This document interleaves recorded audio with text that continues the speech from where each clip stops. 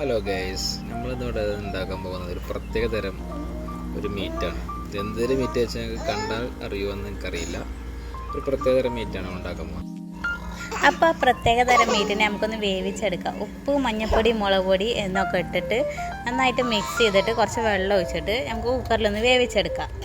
ഒരു 10-20 വിസിലൊക്കെ ആവശ്യമുണ്ട് കേട്ടോ അതിന് വെന്ത് കിട്ടാൻ വേണ്ടിയിട്ട്. അപ്പോൾ നമ്മൾ ഗ്യാസ് സിമ്മിലിട്ടിട്ടാണ് വേവിച്ചെടുക്കുന്നത്. അപ്പോൾ അതൊരു വെന്ത് വന്നതിന് ശേഷം നമ്മൾ ചട്ടി വെച്ച് കുറച്ച് എണ്ണ, ഉലുവയൊക്കെ പൊട്ടി വന്നതിന് ശേഷം കുറച്ച് വലിയ ഉള്ളി കുഞ്ഞതാക്കി കട്ട് ചെയ്തത് ഇട്ട് കൊടുക്കുക. അതിക്ക് കുറച്ച് ഉപ്പ് കൂടി ഇട്ടാൽ പെട്ടെന്ന് വഴറ്റി കിട്ടും. നന്നായിട്ടൊന്ന് വഴറ്റിയെടുക്കുക.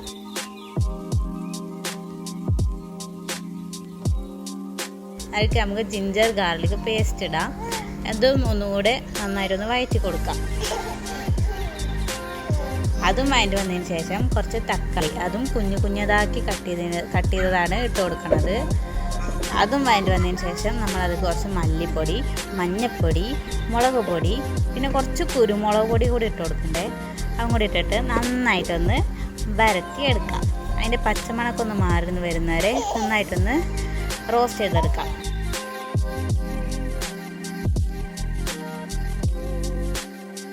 ഇപ്പോൾ നന്നായിട്ട് കുക്കായി വന്നിട്ടുണ്ട്.